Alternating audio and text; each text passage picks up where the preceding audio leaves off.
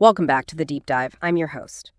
It's hard to think of many figures who dominate our media, our conversations, really the whole political landscape, quite like former President Donald Trump. His presence is just inescapable, isn't it? Always sparking intense reactions, generating headlines that, well, they demand our attention.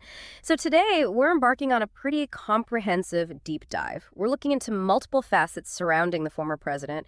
We've spent time meticulously gathering a real variety of sources, journalistic articles, academic research, detailed observations from various reports to really try and unpack what's been happening. Our mission here is simple: to distill all this complex information, sometimes conflicting information, into clear, insightful takeaways for you.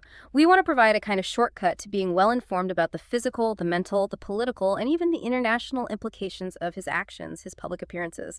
We'll offer multiple perspectives, aiming for those aha moments, but without overloading you with just raw data. So let's get right into it. Okay, let's start with a topic that's generated, well, considerable public discussion. A lot of media speculation, too. These are the visible signs that have prompted questions about Donald Trump's health and his cognitive function. These are observations unfolding right there in the public eye, and they really invite a closer look, especially for someone who held and seeks to hold, again, such a powerful office. A really prominent point of discussion lately has been what people are calling the hand mystery. You might have seen the recent photos circulated pretty widely. They showed what looked like, well, severe bruising, swelling, even some discoloration on his hand. A lot of observers, including medical commentators actually, noted these images definitely prompted questions. Now, his staff officially attributed these signs to, I think it was a side effect of taking aspirin and maybe shaking too many hands. But the visual evidence itself led to a lot of different public interpretations. Expert, what are some of the key perspectives that emerged around these signs? And what general medical considerations do they usually raise for individuals, say, in their late 70s, especially under high-stress conditions like a campaign? Right, those photos certainly ignited a public conversation. From a purely medical standpoint, bruising and discoloration on the hands of an older individual, well, it can have several explanations. Things like chronic venous insufficiency, that's a common condition in older age where leg veins struggle to return blood to the heart, that can sometimes present with swelling that might even extend to the hands. And certain medications, definitely aspirin or other blood thinners, they absolutely can increase the likelihood of bruising. That's well known. However, for a public figure, any visible physical anomaly just gets magnified, right? And the official explanation, well, it's always going to be scrutinized. That widespread public reaction of, that doesn't look normal. It isn't a medical diagnosis, of course. It's more a reflection of a general unease, I think. And it leads to broader questions about an individual's overall health, particularly when you combine it with maybe other observations that have been made. That's a really helpful context. And it's true, the observations, they do extend beyond just his hand. We've also seen reports and video evidence, too, of what seems like a consistent pattern of physical instability across various public appearances. For instance, there was that red carpet incident with Vladimir Putin. President Trump was observed to sort of zigzag, almost like someone who'd lost their balance. And his right leg seemed to swing out in this noticeable semicircle as he walked. That wasn't just a one-off either, was it? Many people will recall the West Point ramp incident. He really appeared to struggle to make it down without shuffling quite carefully. Then there's that peculiar two-hand grip he sometimes uses on water bottles. It's an observation that, well, some people compared to him holding a bowling ball. Extra, what are some of the medical or maybe neurological interpretations that have been offered for these specific physical patterns, especially that wide-based gait or the difficulty with balance people have noted?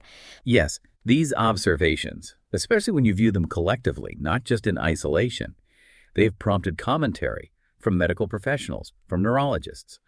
That wide-based gait, which is characterized by a leg swinging out in a semicircle like you described, that is considered a potentially significant neurological sign. It's often associated with conditions that affect motor coordination. For example, certain types of dementia, particularly something called frontotemporal dementia or FTD, that can manifest with these kinds of gait disturbances. Basically, the brain struggles to coordinate movement effectively, so individuals might overcorrect their balance or drift a bit as they walk. Now, I should stress, it's not exclusive to dementia. Other things like inner ear problems, certain types of neuropathy, they can also cause balance issues. But the consistent recurrence of such a specific gait pattern, combined with other reported instability, has led some medical commentators to suggest these are indicators. indicators that would typically warrant a full neurological evaluation for someone, in a non-public setting. That really does put a different light on those observations. Could you maybe just briefly for our listeners explain what makes frontotemporal dementia different from other types like Alzheimer's? And why is this specific neurological sign, the gait, so relevant in these discussions? Certainly. Frontotemporal dementia, FTD, it primarily affects the frontal and temporal lobes of the brain. That's the front and sides.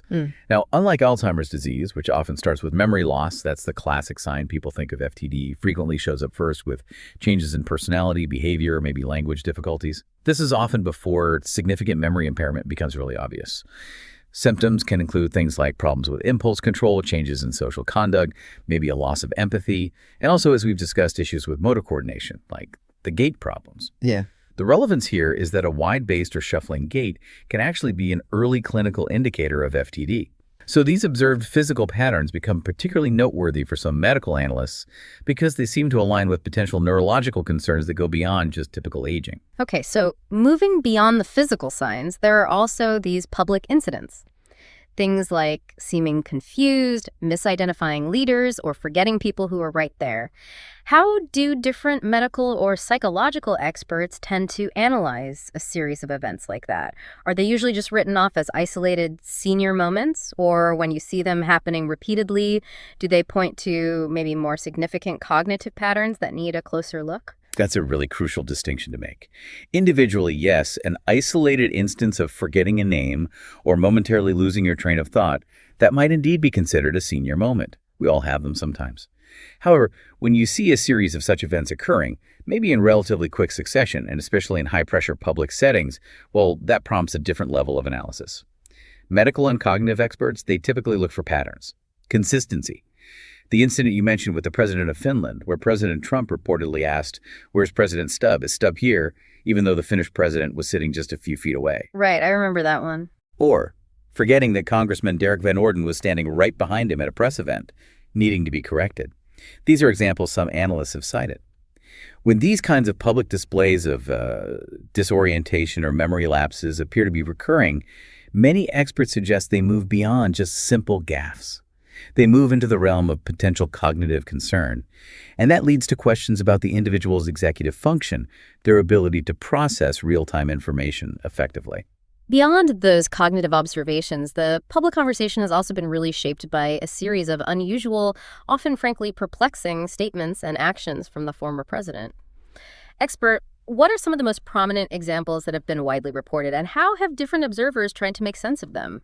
Well, the public record certainly includes a number of statements and actions that have been described as highly unusual. They've generated significant debate and quite diverse interpretations. One really notable instance was the so-called rooftop moment. President Trump reportedly spoke about building nuclear weapons on the roof of the White House, apparently claiming, "This is mine, this is my money." Now, that statement was widely characterized by critics as, well, bizarre, maybe even delusional. Supporters, on the other hand, sometimes dismissed it as just rhetorical flourish, or perhaps a misunderstanding of what he meant. Another incident, often cited, occurred at a G7 summit. Reports suggested he confused the British Prime Minister with the European Union, dropped what were described as blank sheets of paper, supposedly representing a trade agreement, and then seemed unable to bend down to pick them up. His team often frames incidents like these as just Trump being Trump. An unconventional style that shouldn't be taken too literally. And there were other examples too, weren't there? Things that captured public attention. Oh yes, there's quite a lengthy list that has fueled public discussion. There was the moment he held up a framed picture of himself with Vladimir Putin, reportedly grinning like it was a high school yearbook photo, and saying something like, look, everybody, it's me and Putin, look how good we look together. That got a lot of attention. Reports from that same day suggested he was unable to stand straight for long periods and resorted to tossing Maggie hats down to construction workers from the White House balcony. Other instances that come to mind: calling Alaska Russia while he was actually on his way there, claiming poll workers asked for his license plate as identification, which isn't how voting works, and floating the idea of shutting down the Smithsonian museums, including the African American History Museum, which was particularly odd because he'd praised it previously. Each of these events individually you might dismiss as a gaffe, maybe a slip of the tongue. But when you view them as part of a recurring pattern, they do raise questions about consistent cognitive processing and judgment for many observers. That certainly highlights the, extraordinary nature of some of these public moments. Now, let's try to juxtapose the official narrative with what many perceive as the unofficial reality. President Trump's press secretary, Caroline Leavitt, she's presented the team's explanations for many of these concerns. She cited a doctor's letter attributing any leg swelling to chronic venous insufficiency, dismissing the hand bruises as just aspirin. The official line asserts his heart is fine, lab results are normal, his echocardiogram is normal. Essentially, the message seems to be nothing to see here, move along. Expert, how does this official counter-narrative stack up against or diverge from the observations we've just been discussing? And is there any historical context that might help us understand the broader pattern, maybe, of transparency around his health? Well, the official narrative consistently tries to normalize these public observations, doesn't it? By providing seemingly benign medical explanations. However, many critics argue that if, as they say, everything is so normal, then the frequency and the very nature of these public breakdowns and visible declines present a significant dissonance. It doesn't quite add up for them. And this isn't actually the first time questions have been raised about the transparency surrounding his health. There's definitely historical context that complicates the official narrative. For instance, remember that mysterious 2020 Walter Reed Hospital visit? That prompted rampant speculation, mini-strokes, other serious issues were floated, yet no clear, comprehensive answers or public neurological evaluations were ever provided. That lack of clarity fueled suspicion. Even more concerning, perhaps, are past revelations suggesting President Trump actually dictated his own medical letters, crafting what were described as glowing reports of his health, rather than allowing independent medical assessments to be publicly released. Furthermore, there were reports that his team actually raided that doctor's office to seize all his medical records. Now, that's a move that strongly suggests an intent to control information rather than provide genuine transparency, and his repeated insistence on having passed a cognitive test is also seen by some as telling. While those tests can be used for baseline assessments, they're often designed for early dementia detection. His frequent emphasis on acing it, rather than just stating he has a clean bill of health from doctors, has been interpreted by some as more of a defensive reaction than a simple reassurance. So this pattern of, let's say, opacity and perceived control over medical information has led many independent observers to approach the official health statements with a degree of skepticism. Yeah, it really creates a powerful disconnect for many people between what's officially stated and what they're seeing with their own eyes. Expert, building on this, how do analysts typically approach the significant implications of potential cognitive decline in a world leader? And what are the societal risks from various perspectives when these kinds of concerns are present in such a high-stakes political office? Well, from an analytical perspective, the implications of potential cognitive decline in a leader are, frankly, profound. Conditions like frontotemporal dementia and similar neurological conditions, they don't improve. They are progressive by nature. The observed behaviors we've discussed, the slurred words sometimes reported, the confusion, balance issues, fixation on unusual ideas, these are seen by some medical professionals as fitting patterns associated with these kinds of conditions. Now, obviously, no public diagnosis can or should be made from afar. But citizens and experts alike have raised legitimate questions about a leader's capacity for consistent, sharp decision-making, especially under immense pressure. The presidency demands sustained cognitive function, complex executive processing, a steady hand. Any clouding of that capacity, or even just the perception of it, carries enormous risks. Not just for domestic governance, but for international relations, for national security. Different segments of the public, of course, reconcile these narratives in varied ways. Some accept the official explanations without question. Others dismiss the observations as purely political attacks.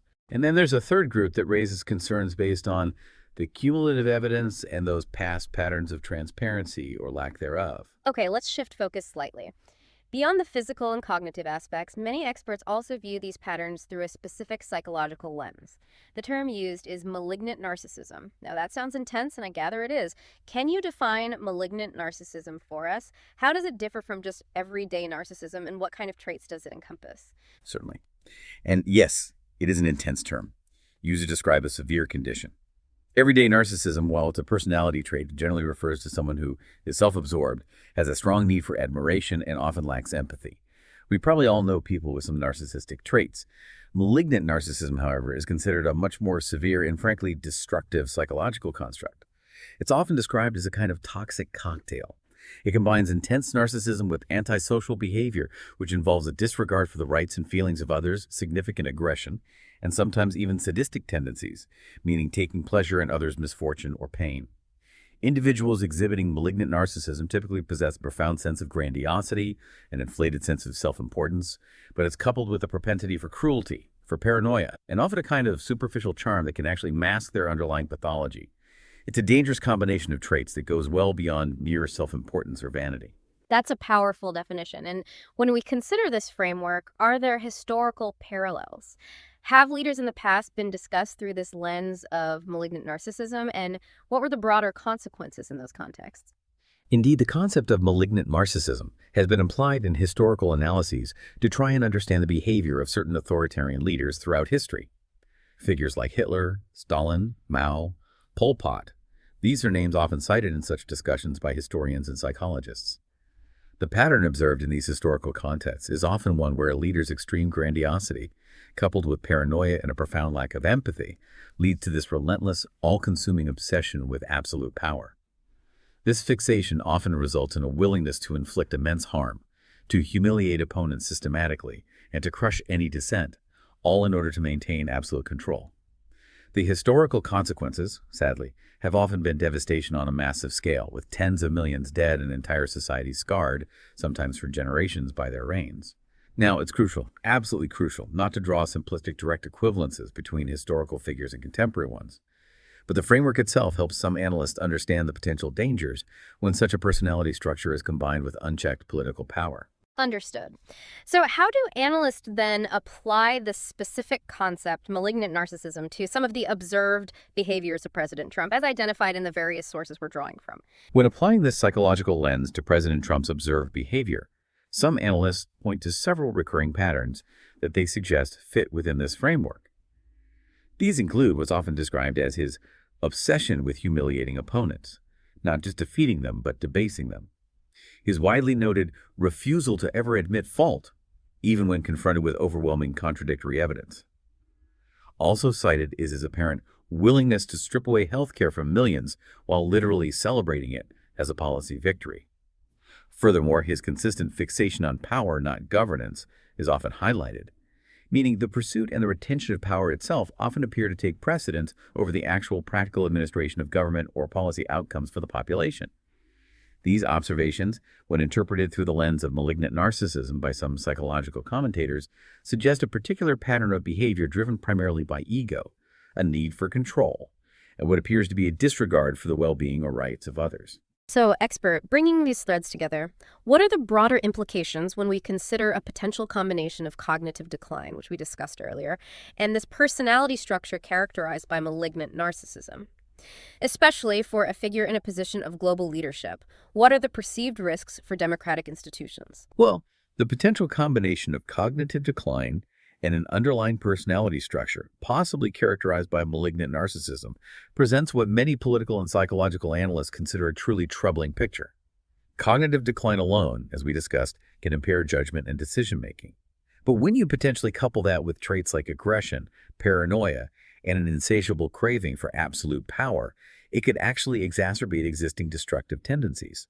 This means an individual in such a situation might become even more volatile, more unpredictable, perhaps more dangerous, in a position of immense power. This raises enormous risks for democratic institutions. Why? Because it directly challenges the fundamental checks and balances that are designed specifically to prevent authoritarian overreach and the abuse of power. And let's remember the global context. Only about 20% of people globally live in truly free democratic societies. So the stability and the functioning of a major democratic power, led by someone potentially exhibiting such a combination of factors, is seen by some observers as a recipe for potential instability, the erosion of democratic norms worldwide, and perhaps a greater susceptibility to manipulation by autocratic adversaries. All right, let's shift gears now and really examine some of the domestic maneuvers. Because this combination of personality and potential cognitive factors, it doesn't just exist in a vacuum. It can have very tangible, very far-reaching consequences right here at home. And we've certainly seen some developments that many find deeply troubling, particularly concerning what's been described as the militarization of American cities. Let's start with the deployments themselves and the justifications given for them. Many people will remember the images, right? The Trump administration deployed National Guard troops, and there were even discussions hinting at using active duty military in Washington, D.C. And then there were plans for similar actions in Chicago.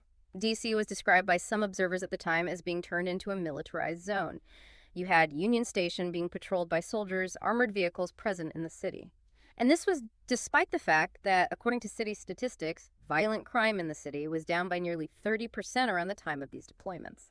Expert, can you elaborate on the arguments the administration and its supporters used to justify these deployments? And how did different local and federal officials react to these actions? Yes, those deployments in D.C. and the proposed plans for Chicago, they were indeed highly controversial, sparking intense debate. Figures like Vice President J.D. Vance, Secretary of Defense Pete Hegseth, and Stephen Miller, they held a press conference right there at Union Station. They framed these actions as necessary for public safety, needed to restore law and order, and to protect federal property. They often invoked concerns about urban decay and perceived lawlessness. However, that justification was met with significant, very strong pushback. Critics immediately highlighted that D.C. residents didn't want them there. Many local businesses suffered disruptions, and numerous citizens reported feeling less safe, not more, with armed soldiers patrolling their streets.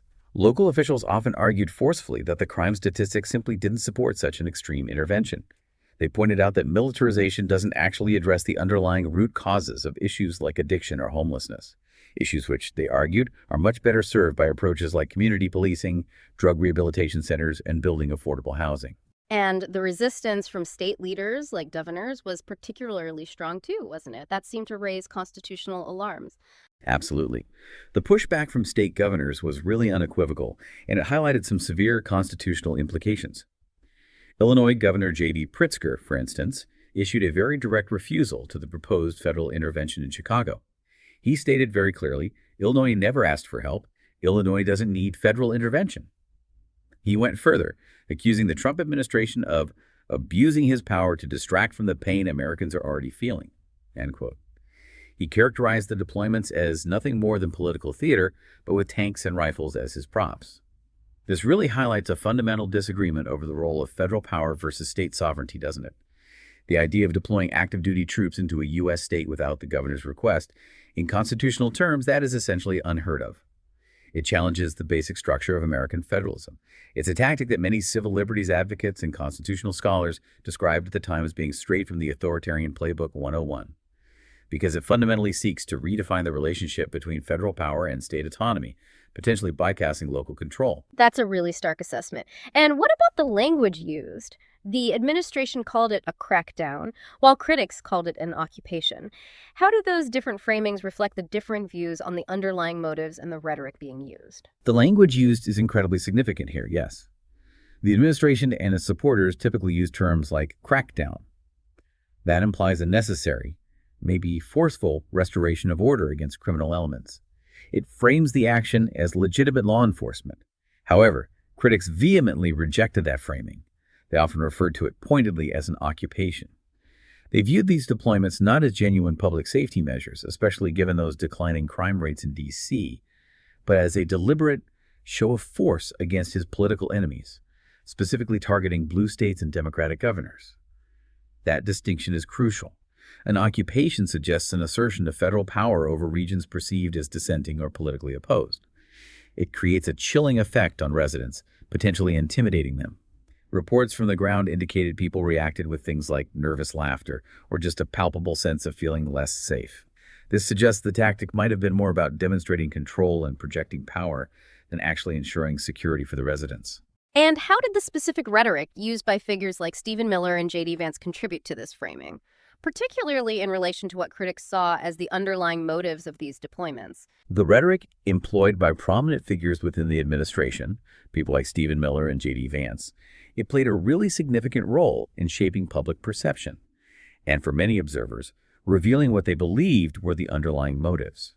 They frequently used quite dehumanizing language, referring to individuals in D.C., particularly those experiencing homelessness or addiction, as vagrants, drug addicts, and the chronically homeless. This kind of language, historically, serves to paint them as threats, as enemies of society, rather than as citizens needing support or services. When you analyze this through a historical lens, this kind of dehumanization is a common tactic found right in the authoritarian leader's playbook. It's step one. Historically, leaders seeking to consolidate power often dehumanize the marginalized and then use that to justify harsh crackdowns against them. Critics also drew some troubling connections between this rhetoric and existing narratives of racism and white supremacy, including insidious false claims like the Great Replacement theory, which alleges white Americans are being systematically displaced.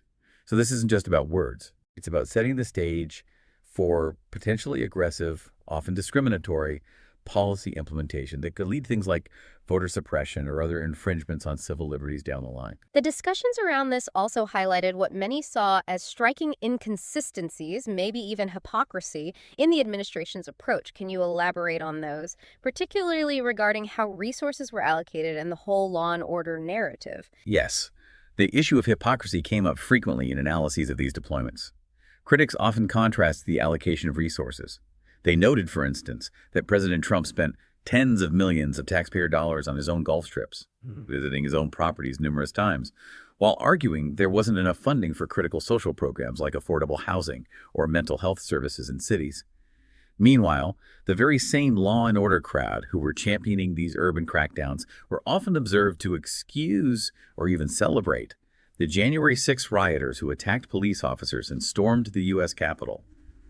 This apparent inconsistency led many to argue that the administration's actions were less about a consistent application of law and order and more about selective enforcement based on political alignment, or simply about asserting political control. The phrase domestic shock and awe campaign, a term usually associated with U.S. military strategy in Iraq, was pointedly used by critics to describe these deployments against American citizens. Furthermore, there were hints at the time of similar deployments being considered for Chicago, Oakland, and Baltimore, all Democratic-led cities. This suggested to many a clear pattern, using the military as a political tool to assert federal authority over areas perceived as politically opposing. Okay, let's move on to another critical domestic issue. Financial tactics and their impact on public trust. We've seen a very particular style of fundraising coming from Donald Trump. I've heard some of the emails described as quite striking. Expert, what are some examples of these fundraising emails, and how have analysts characterized their approach and maybe their underlying intent? Yes. The fundraising emails from President Trump's campaigns have certainly developed a very distinctive style over the years. They often employ this mix of urgent pleas, sometimes bordering on alarmist, and quite sensationalized language. You see examples like subject lines reading, "I don't need help," which is then immediately followed inside by clear solicitation for funds, or things like, "You've just won the Golden Trump Award," pressed, creating this false sense of achievement or exclusivity for the recipient. Another example might be, "Holy macaroni, you're now a Diamond Trump member." Using very informal, almost whimsical language to try and engage donors on a personal level. Analysts have characterized these as a blend of high-pressure sales tactics, think late-night infomercials, and these familiar, almost intimate personal appeals, like a chain letter from a friend almost.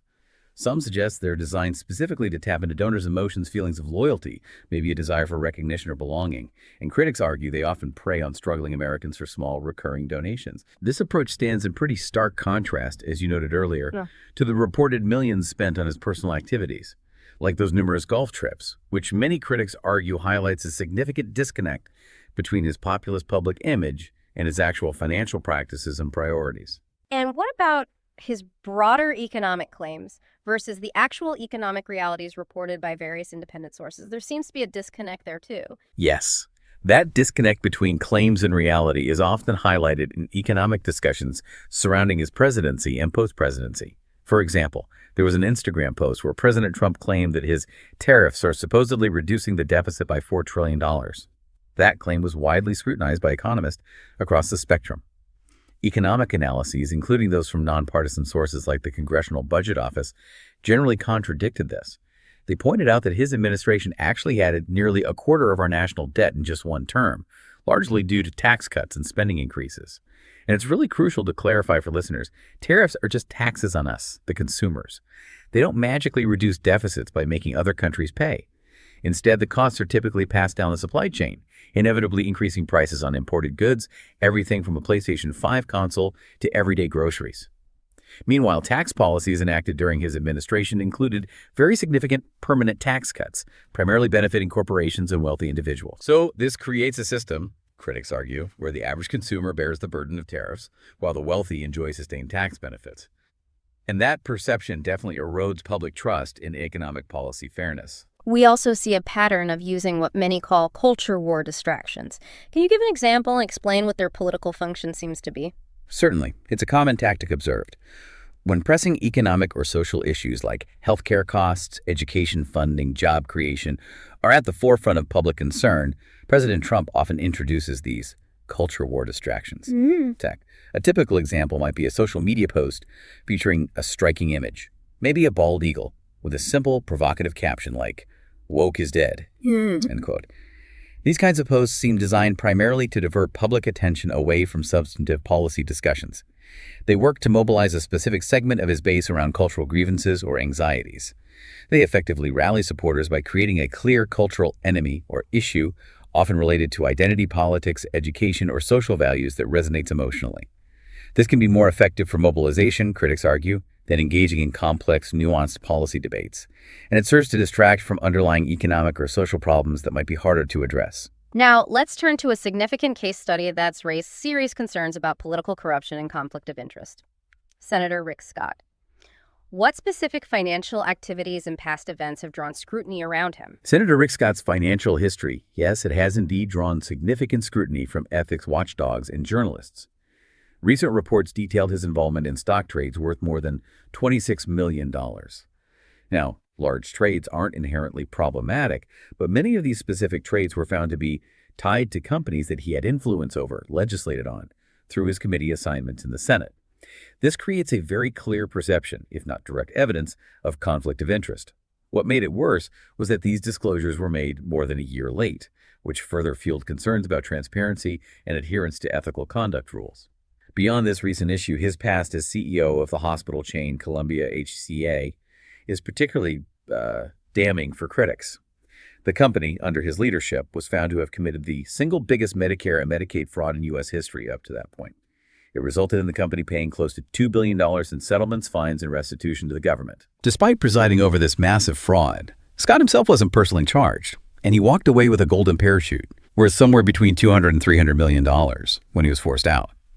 This pattern overseeing massive fraud that cost taxpayers billions, yet personally profiting enormously, raises profound questions for many about accountability, ethics and leadership, and public trust. And how has Senator Scott responded to calls for greater transparency or for restrictions like banning congressional stock trading? Senator Scott's stance on banning congressional stock trading has been quite revealing and widely reported. He has openly opposed such measures. He famously stated, when asked about it, "Anybody want to be poor? I don't." Now that statement, given his immense personal wealth and the controversial circumstances surrounding how some of it was acquired via that golden parachute, was widely criticized as being tone-deaf. Many saw it as illustrative of a perceived self-serving attitude among some politicians, disconnected from the financial realities of average Americans. From a broader perspective, this isn't just about one senator, of course. It highlights a pervasive issue of conflict of interest in Congress. Lawmakers potentially having access to non-public information or being able to influence legislation that directly affects companies they invest in.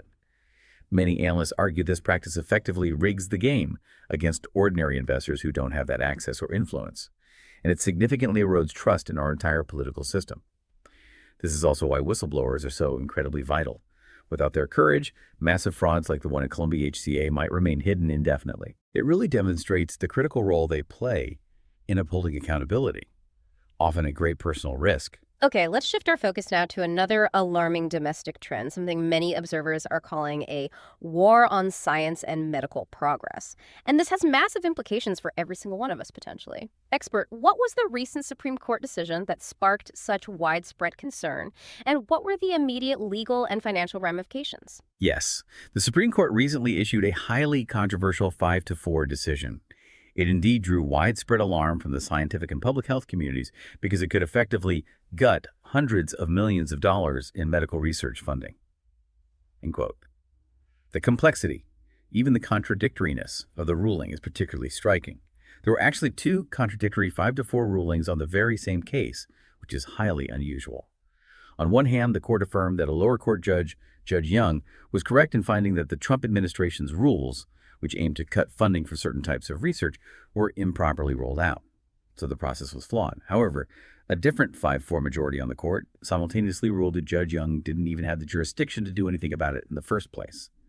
So the practical outcome of this legal maneuvering was the effective blocking of $800 million in funding for the National Institutes of Health, NIH. This immediately means that vital funds, specifically earmarked for things like cancer research, vaccine development, and neurological studies, research with direct impacts on public health, are now essentially frozen, inaccessible to the researchers who were counting on them. Justice Ketanji Brown Jackson, in her dissent, used a really striking analogy. She described her colleagues as playing Calvin ball. For listeners who might not know the comic strip, why is that analogy significant here? What specific concerns was she highlighting about the court's legal reasoning in this case? Justice Jackson's use of the Calvin ball analogy was indeed powerful, and it cut through the legal jargon. For those unfamiliar, Calvin ball is a game from the Bill Watterson comic strip, Calvin and Hobbes. The defining characteristic is that the players make up the rules as they go along, leading to a completely unpredictable and often arbitrary game with no fixed structure. Justice Jackson applied this analogy to criticize the majority's methodology in this case. She was essentially arguing that the court seemed to be generating novel legal rules and shifting its reasoning seemingly to achieve a particular desired outcome, rather than consistently applying established legal principles. Her primary concern was that this approach makes the law unpredictable and undermines the principle of stare decisis, or adherence to precedent. It creates a situation where legal precedent appears to be bent or even disregarded to fit the moment. She specifically pointed out that the court was making sweeping decisions without the benefit of full briefing and argument, using what she described as thin, rushed, and legally sloppy earlier cases as precedent. This, she argued, undermines the stability, transparency, and legitimacy of the judicial process itself. The real-world consequences of this decision sound, well, devastating for research. Can you elaborate on the immediate and maybe the longer-term impact on medical research in the U.S.? The real-world consequences are, yes, immediate and potentially devastating for the scientific community and ultimately for public health. When such significant already allocated funds are suddenly blocked, it's not just a simple pause in a research project. It often means you have to close the lab, lay off the scientists, and shut the doors on potential cures. Research doesn't just stop and start easily. Imagine, for instance, a team that's on the verge of a potential breakthrough treatment for Alzheimer's, or actively working on next-generation vaccine development to prevent future pandemics, or conducting crucial neurological studies to understand diseases like Parkinson's. Suddenly, their funding disappears midstream. The research grinds to a halt. Promising scientific careers are disrupted, maybe ended. And potentially life-saving ideas, they just die on the vine. It's like having all the parts ready to invent a seatbelt for airplanes, is one analogy put it, but then someone cuts off the funding for the final assembly and testing. The innovation halts, the potential safety improvement is lost, and lives that could have been saved, well, they might not be. So this decision, it doesn't just impact abstract research papers. It impacts the very tangible progress toward improving human health and longevity. And this judicial decision, it seems to fit into a broader pattern that many observed coming from the Trump administration regarding science. How do analysts characterize this broader anti-science stance, and what are its perceived implications? Yes, for many analysts, this Supreme Court decision isn't seen in isolation. It's viewed as part of a broader ideological pattern, what some call a war on science, a war on facts, and ultimately a war on the health of every American, that seemed to characterize the Trump administration's approach. This perceived stance was evident in several areas. For example, the embrace of figures like Robert F. Kennedy Jr. as a new public health sidekick was highly concerning for mainstream scientific and medical communities. Kennedy Jr. is widely described, even before this, as a conspiracy theorist with a long track record of fighting vaccines, questioning established science, and spreading doubt about public health measures. Beyond personnel choices, there's a clear pattern critics point to of dismantling established public health infrastructure. Institutions like the CDC has been gutted, losing funding and expert staff. Key scientific bodies like vaccine advisory panels fired. And the NIH scrubbed of funding through various means, like this court case allows.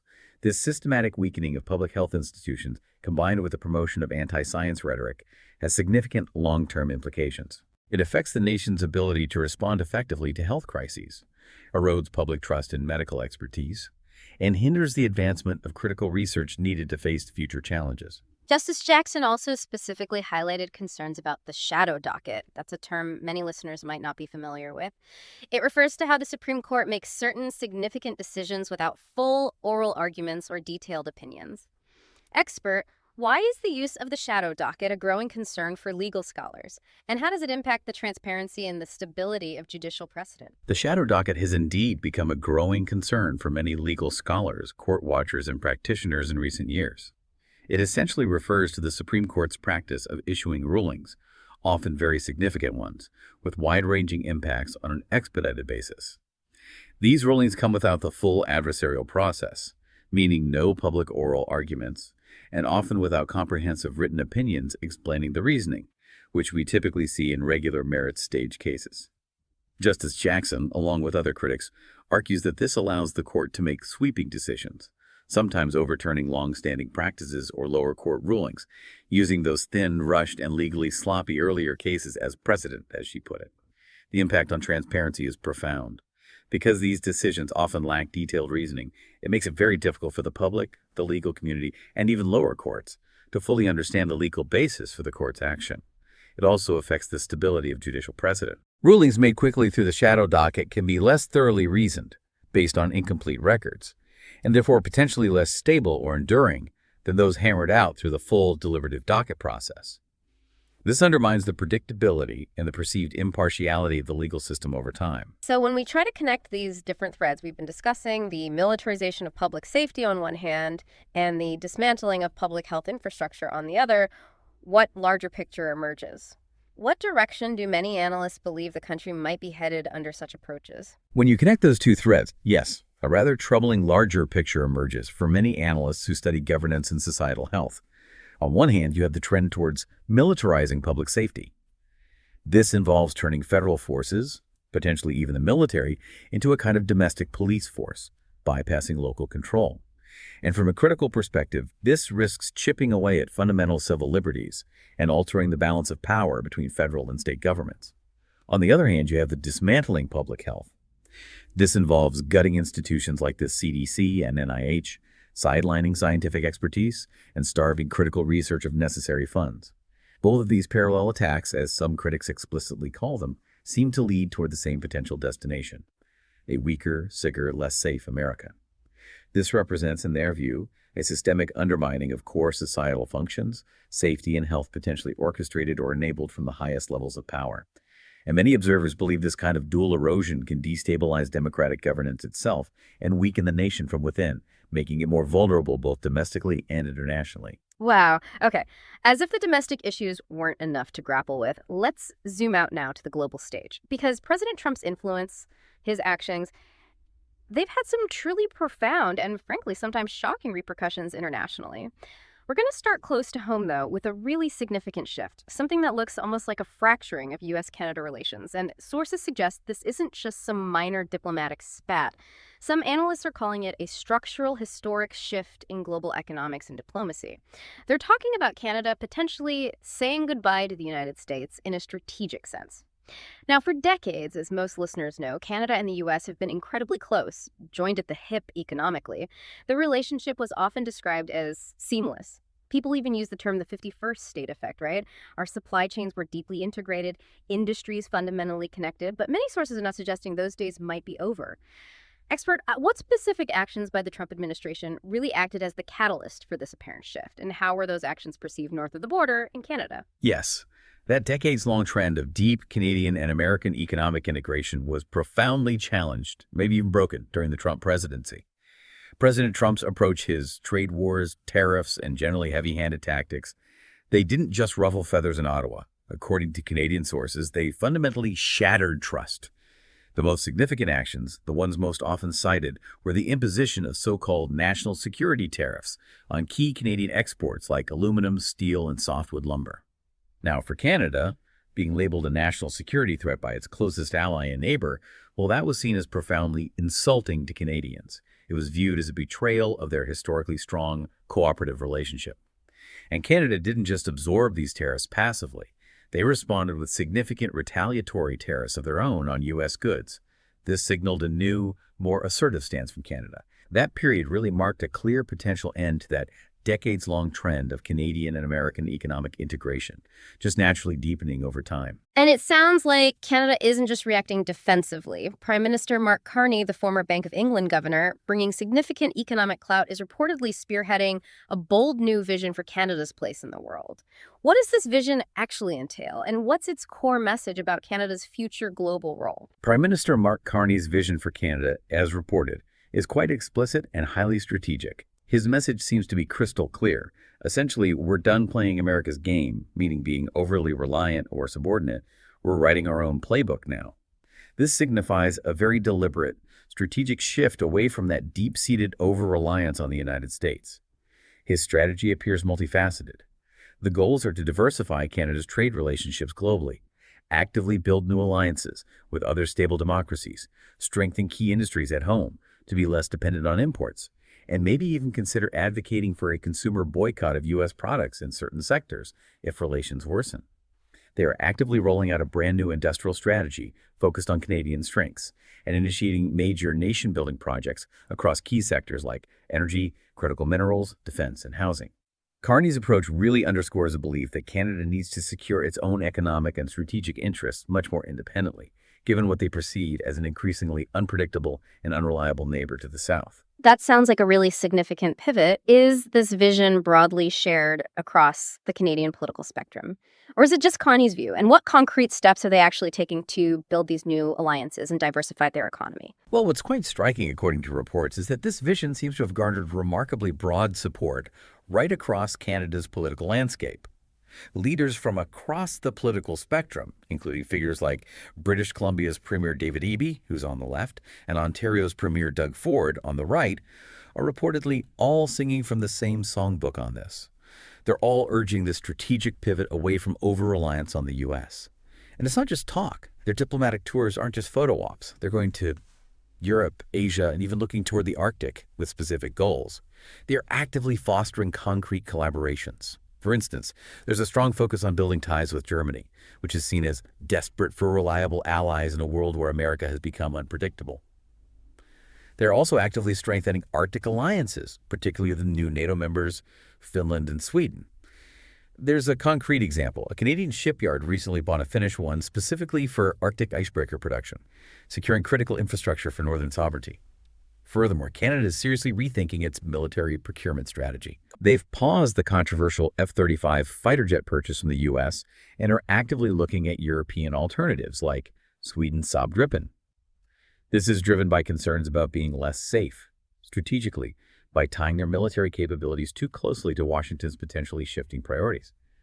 This is all part of a calculated long-term move for Canada to present itself on the world stage as a stable, reliable partner at a time when America isolates itself through unpredictable policies. They may be trying to carve out a bigger role as a global leader in the process. And what are the economic implications of this shift, both for Canada, obviously, but also for the United States? The economic implications are potentially quite significant for both nations. On the Canadian side, this new industrial strategy is designed to create more resilient domestic industries, reduce vulnerabilities to U.S. policy whims, and open up new trade opportunities globally. This could lead to long-term economic benefits for Canada if successful. For the United States, there's already a tangible impact being reported. Sources indicate a full-blown grassroots boycott of U.S. products and tourism has taken root among many Canadians.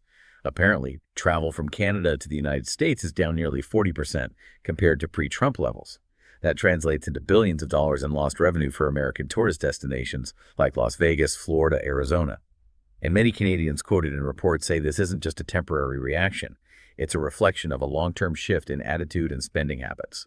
So this dynamic definitely presents economic challenges for certain American businesses and border communities, while simultaneously creating new opportunities for Canadians to invest domestically and build stronger trade ties elsewhere. Okay, let's pivot now to a completely different part of the world, Venezuela, and a situation that many analysts have dubbed the Venezuela conundrum: drugs, oil, or regime change. This involved the Trump administration ordering a pretty significant military deployment, 4,000 Marines, along with U.S. warships, right to the doorstep of Venezuela. Expert, can you detail the specific military assets that were deployed, and what was the official justification given for this major show of force? Yes, that military deployment near Venezuela was indeed substantial, raising alarms across the region. It reportedly included 3 Navy destroyers, P-8 Poseidon patrol aircraft, which are advanced surveillance planes, and even a nuclear-powered attack submarine. This represented a very serious, undeniable show of force right in Venezuela's neighborhood. The official justification provided by the White House at the time was carefully framed as a counter-narcotics mission. The administration publicly labeled Nicolas Maduro's government a narco-terrorist cartel, asserting that this significant military deployment was necessary to interdict drug flows believed to be emanating from or transiting through Venezuela towards the United States. So this framing presented the operation primarily as a law enforcement action against international criminal organizations, rather than explicitly as a geopolitical maneuver aimed at the Venezuelan government itself. But deploying Marines and nuclear submarines for what's often described as primarily a Coast Guard-led mission, drug interdiction, that immediately raised some red flags and questions, didn't it? What were some of the main legal and ethical concerns raised by critics regarding this justification and the broader actions the administration took? Absolutely. The scale and nature of the military assets deployed immediately raised significant legal and ethical concerns among critics, both domestically and internationally. One major point of contention revolved around the spirit, if not the strict letter, of the Posse Comitatus Act. While that act primarily restricts the use of the U.S. military for domestic law enforcement within the U.S., critics argued that using a full-scale military deployment, including Marines, for what was ostensibly a drug interdiction mission, blurred the lines dangerously between military engagement and law enforcement abroad. The Trump administration attempted to navigate some of these restrictions by formally designating certain drug cartels operating in the region as international terrorist organizations, which potentially opens up different legal authorities for military action. What was particularly alarming for many observers, however, was the decision by Trump's Pentagon to put a $50 million bounty on Maduro's head, effectively calling for his capture or removal. This action appeared to directly contradict long-standing U.S. policy, enshrined in executive orders that specifically banned the U.S. from carrying out assassinations of foreign leaders. So, critics forcefully questioned the administration's narrative. Was this really about drug cartels, they asked? Or was it, in fact, about regime change, using drug interdiction merely as a convenient pretext or justification? How did President Maduro and the Venezuelan government respond to this significant military deployment nearby, and especially to that bounty placed on his head? President Maduro's response was, perhaps predictably, defiant and highly confrontational. He vehemently denounced the U.S. actions as a blatant act of aggression and a clear attempt at forcing regime change. He called for, I believe, 4.5 million militia members to be mobilized within Venezuela to defend their country from extravagant and bizarre threats emanating from the United States. This kind of rhetoric, mobilizing militias against a perceived U.S. threat, significantly ratcheted up tensions in an already volatile region. It raised serious concerns about potential miscalculation or escalation, possibly leading from a tense standoff to a full-blown military conflict, with devastating consequences for Venezuela and implications for regional stability. And here's where the oil question enters the picture, with what many sources described as, at best, suspicious timing. What exactly happened with the oil giant Chevron just weeks before this major military deployment was announced? Yes, the oil question is a critical component of this narrative for many analysts, and the timing indeed struck many as highly suspicious, raising questions about underlying motives. Reportedly, just weeks before this major military deployment was initiated, the Trump administration quietly allowed Chevron to restart oil operations in Venezuela, granting it a license to operate despite broad U.S. sanctions against the Maduro regime. Now, this is immensely significant because, as listeners may know, Venezuela holds the largest proven oil reserves in the world, more than Saudi Arabia even. Critics immediately drew connections to historical parallels, most notably the lead-up to the 2003 invasion of Iraq and Saddam Hussein, where initial claims about weapons of mass destruction were later linked by many analysts to underlying U.S. interests in controlling Iraqi oil reserves. This combination, the simultaneous demonization of a foreign leader, a significant military buildup on his doorstep, and the quiet granting of access for a major U.S. corporation to exploit the country's vast oil wealth, created a highly suspect narrative for many observers. It fueled the argument that the true motivation might have been resource control, or at least significantly influenced by it, rather than solely counter-narcotics. What were the broader implications analysts pointed to? And were there alternative solutions proposed for dealing with the situation in Venezuela beyond military posturing? The broader implications for the U.S. itself were also a significant concern raised by many foreign policy analysts. The U.S. military was already perceived as being stretched thin, with significant commitments supporting Ukraine against Russian aggression and maintaining stability in the Middle East, particularly concerning Israel and Iran, leading many to question the strategic wisdom of potentially opening a third front in Venezuela, which could further strain military resources, personnel, and budgets. Paradoxically, history often shows that overt foreign intervention, especially military threats, can actually serve to strengthen Maduro's grip on power domestically. It allows him to rally the populace against a perceived outside threat, consolidating support under the banner of national defense and sovereignty, even among those who might otherwise oppose him. Many policy analysts argued at the time that if the mission were truly about stopping drugs reaching the U.S., a much smarter strategy would involve focusing on demand-side solutions within the United States itself. Things like significantly increasing funding for rehab centers, addiction treatment programs, and resources for law enforcement tackling distribution networks in U.S. cities, rather than relying on military might thousands of miles away. The presence of those warships and submarines also created a significant future risk. As critics pointed out, such platforms could easily serve as platforms for targeted strikes should the political decision be made, and the line between surveillance and conflict gets blurry real fast.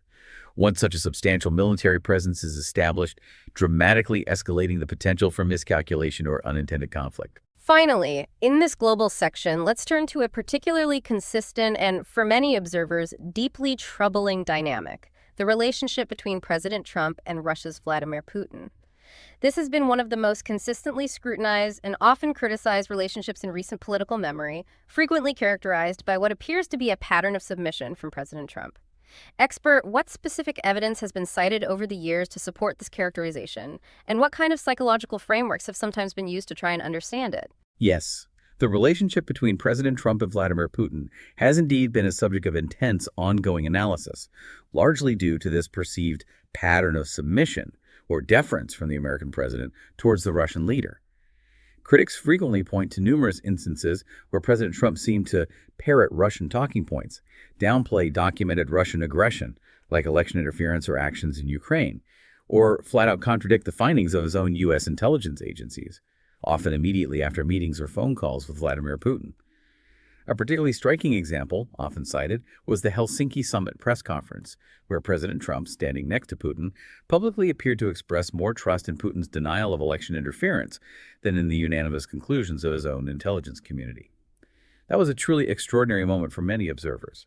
Some psychologists who study leadership and interpersonal dynamics have referred to this kind of behavior as potentially indicative of reversal behavior.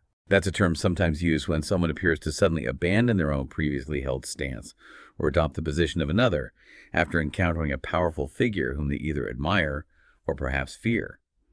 This pattern didn't seem like typical diplomatic engagement or negotiation.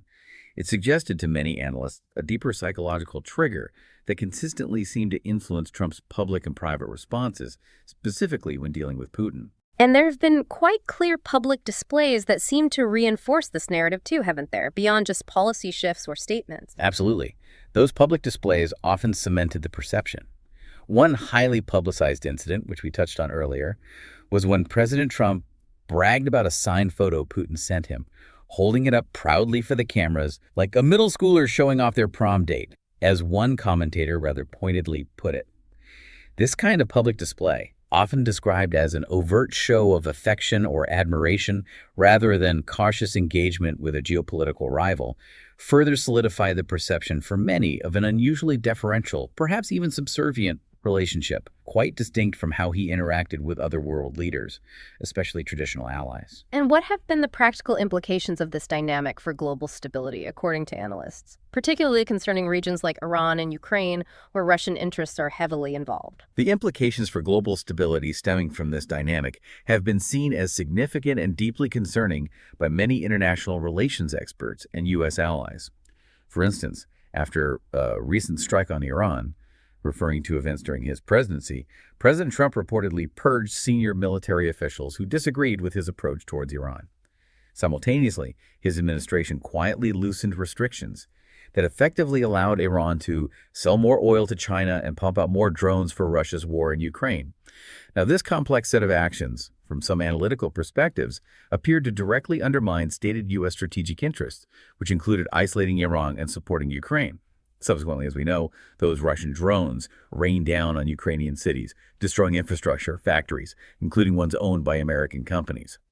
This sequence of events led many analysts to question the motivations behind President Trump's decisions in this area. Was it simply a case of strategic incompetence, perhaps misjudging the consequences?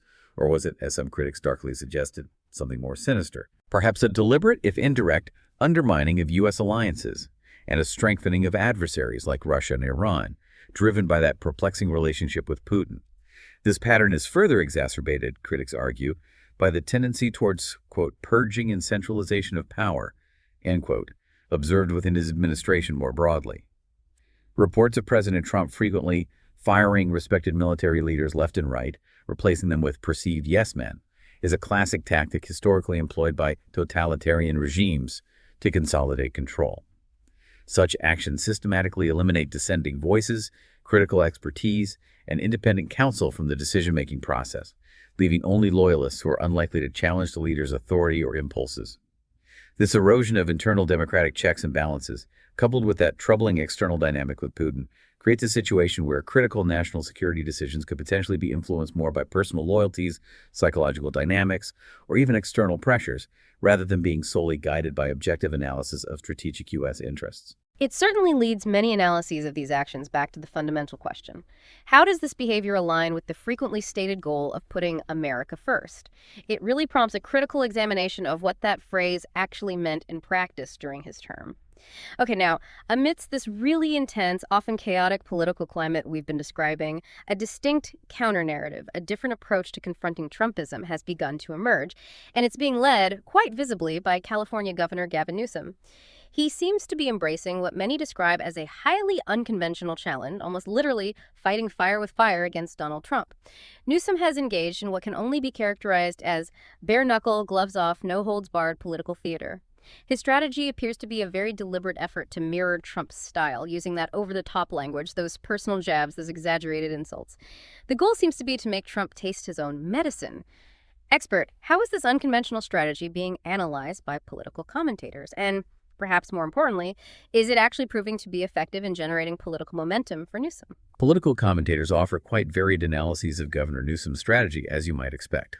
Some initially dismissed it, perhaps rolling their eyes, arguing it just lowered the political discourse further. But many now acknowledge its apparent effectiveness, at least in breaking through the constant noise and capturing attention in a way traditional Democratic responses often haven't against Trump. Newsom's approach seems designed specifically to disrupt Trump's typical narrative control. By using similar shock tactics and aggressive rhetoric, he forces Trump onto the defensive and prevents him from solely dictating the terms of the conversation.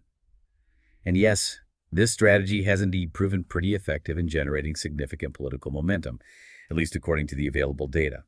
For instance, his impressive recent fundraising haul, reportedly $6.2 million from 200,000 individual donors, mostly small-dollar contributions, is directly linked by analysts to his robust online presence and these very direct, often viral jabs at Trump. The numbers suggest this more confrontational approach is resonating strongly with a segment of the Democratic base. Perhaps those who have felt for some time that the party needed a more aggressive counter to Trump's unique political style. And what's been the reaction from conservative media to Newsom adopting tactics that seem, well, remarkably similar to Trump's own playbook? The reaction from conservative media outlets has been quite telling, and for many observers, deeply ironic. Hosts on networks like Fox News, who for years defended, excused, or even celebrated President Trump's every inflammatory tweet, his caps lock social media posts, his personal insults, and his rhetorical escalations, they have been observed suddenly clutching their pearls about decorum and tone, now that Newsom is employing similar tactics against their side. This highlights what many see as a clear double standard, and it strongly suggests that Newsom's mockery is indeed hitting a nerve, forcing a defensive reaction from commentators who typically weaponize precisely this kind of rhetoric themselves. The fact that they're reacting defensively about tone itself indicates a degree of success for Newsom's strategy in shifting the ground. Let's maybe dig into some specific examples of Newsom's mockery, his use of memes, and how they seem to be contributing to his political momentum. Sure. Newsom's approach is absolutely replete with specific, often quite pointed, instances of mockery and the strategic use of digital media, particularly platforms like X, formerly Twitter. He posted one time, entirely in all caps, stating, "Jump Trump just fled the podium with Putin. No questions, nothing. Total low energy. The man looked like he'd just eaten 3 buckets of KFC with Vlad. Admit it, Donnie J, you're terrified.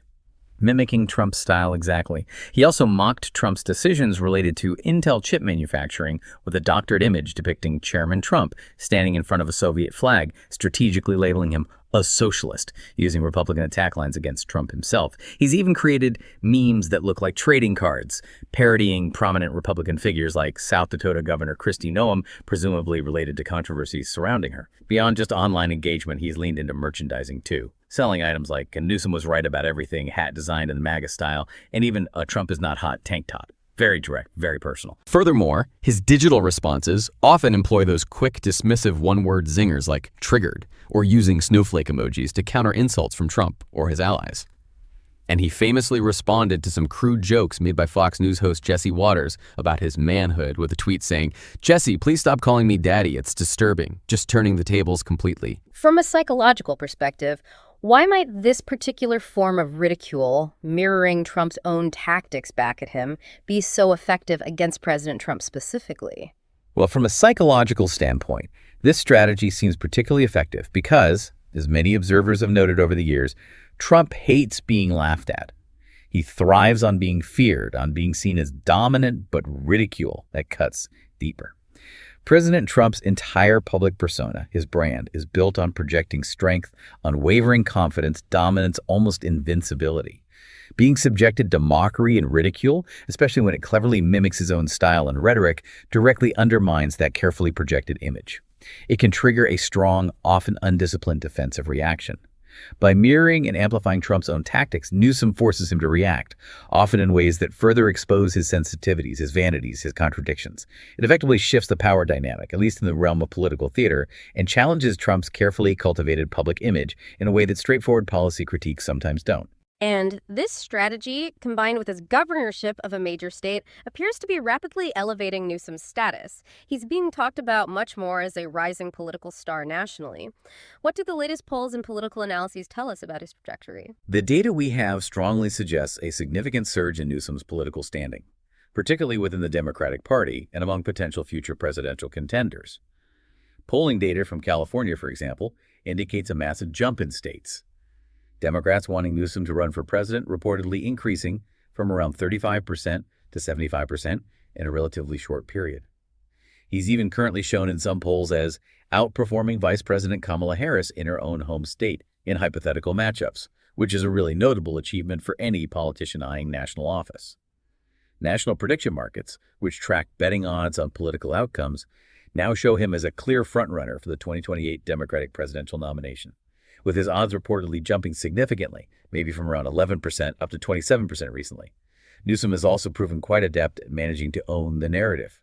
He skillfully frames the constant obsession and attacks from conservative media not as legitimate criticism, but as simple jealousy over California's economic success. He frequently highlights California's status as the 4th largest economy in the world, and being #1 in the U.S. in farming, tourism, manufacturing, and tech, while also pointing to things like lower crime rates compared to some red states and affordable healthcare expansion, as proof points directly countering right-wing critiques about the state failing. He's also been quite innovative, maybe even provocative, in his use of digital platforms too, hasn't he, beyond just the direct jabs? Absolutely. Newsom has demonstrated a very sophisticated and sometimes quite mischievous understanding of digital engagement and online culture wars. He's notably engaged in what's been described as TikTok trolling. This involves finding and reposting memes or videos, sometimes originating from President Trump's own official White House TikTok account when it existed, that actually praise Newsom or inadvertently mock Trump. This serves to highlight the irony of Trump attacking TikTok as a platform while simultaneously trying to use it for his own political gain. It also allows Newsom to amplify his message and counter-message to a younger demographic that heavily uses the platform. Furthermore, when right-wing accounts or media outlets disseminate claims about businesses supposedly fleeing California en masse, Newsom's team actively responds with fact checks using receipts. They cite specific data like Fortune 500 company rankings, venture capital and startup numbers, tourism statistics. This blend of playful, sometimes aggressive trolling combined with data-backed rebuttals seems to be a powerful strategy for controlling the narrative online and directly countering misinformation in the fast-paced digital sphere. But crucially, this strategy isn't just about laughs or online points, is it? Sources indicate it's backed by serious policy moves, especially when it comes to things like election integrity. Can you elaborate on these more structural power plays and their potential long-term impact? That's a really crucial point to emphasize, yes. Newsom's strategy isn't merely rhetorical or performative. It appears to be deeply integrated with substantive policy moves, especially when it comes to election integrity and voting rights. This highlights a potentially sophisticated understanding of how to leverage both aggressive rhetoric and concrete political action. He's engaging in what analysts call serious structural politics. For example, he's reportedly collaborating with national Democratic heavyweights like Barack Obama and affiliated groups to actively push back against Republican gerrymandering efforts in key states across the country. His most significant move in this area within California was perhaps his decision to put the state's newly drawn congressional district maps up for a statewide vote via referendum. This effectively allowed California voters will decide the shape of their own districts directly, taking some power away from political operatives or commissions. Now, critics might call this a partisan maneuver itself, but proponents frame it as a profound act of defending democracy itself by empowering voters over politicians in the crucial process of redistricting. Many analysts believe actions like these, if replicated elsewhere, could reshape Congress for years to come by ensuring more equitable representation and potentially countering partisan gerrymanders. So, expert, pulling it all together, what's the ultimate political bet that Governor Newsom seems to be making with this comprehensive, multi-pronged approach? The mockery, the policy, the fundraising. Newsom's strategy, when you look at it holistically, appears to be based on a clear political calculation or bet that Democratic primary voters and perhaps a segment of the broader electorate wanted fighters. They were tired of seeing Democrats take the high road only to get run over, politically speaking. He is actively, aggressively positioning himself as the strongest, most effective, and perhaps most fearless counter to President Trump's unique brand of politics. By demonstrating himself as that fighter now, in these various arenas online and policy battles, on the fundraising circuit, he aims to build a compelling case for his leadership. The bet is that this will give him a straight shot at the Democratic nomination in 2028 should he choose to run. It's clearly a long game, but one that seems meticulously calculated to leverage both aggressive political theater and substantive policy action to elevate his national profile and establish his credentials as a potential future leader of the party. #outro. We have covered a tremendous amount of ground today on the deep dive, really dug into some complex and often unsettling topics. We began by exploring those growing questions surrounding Donald Trump's health and his cognitive function, examining the visible signs of potential decline, the reported pattern of behavioral lapses, and that stark contrast between the official narratives and the observable reality many people see. We then delved into the profound implications of some of his domestic approaches, from the alarming militarization of American cities and the potential erosion of public trust through certain financial tactics, right through to what many describe as a concerning war on science and medical progress. Then we looked at the global repercussions, witnessing the potential fracturing of the vital U.S.-Canada relationship, the complexities and dangers of the Venezuela conundrum involving drugs, oil, and regime change questions, and that deeply troubling, persistent dynamic observed between President Trump and Vladimir Putin. And finally, in the midst of all that, we saw the emergence of new, perhaps necessary, political tactics designed to counter Trump's influence, exemplified by Gavin Newsom's highly unconventional confrontational challenge. Each of these seemingly disparate areas, health, domestic policy, foreign relations, counter-politics, when you connect them, they really paint a vivid, if sometimes disturbing, picture of the complex and rapidly evolving political landscape surrounding former President Trump. It forces us, I think, to ask some critical questions about leadership, about power, and about the future direction of the country and maybe even the world. So as we wrap up this particular deep dive, I want to leave you with a thought to mull over, something to consider as you process all this information. Given the patterns we've discussed today, drawing from the psychological insights into leadership styles, looking at the shifts in crucial global alliances, and observing these intense domestic power plays, what does all of this tell you about the resilience, or perhaps the fragility, of democratic institutions in the face of such pressures? And maybe more personally, what role do you think individual awareness, staying informed like you are by listening today, plays in shaping the future within such a complex and often volatile political landscape? Keep those thoughts brewing. Thanks so much for joining us. We'll see you next time on The Deep Dive.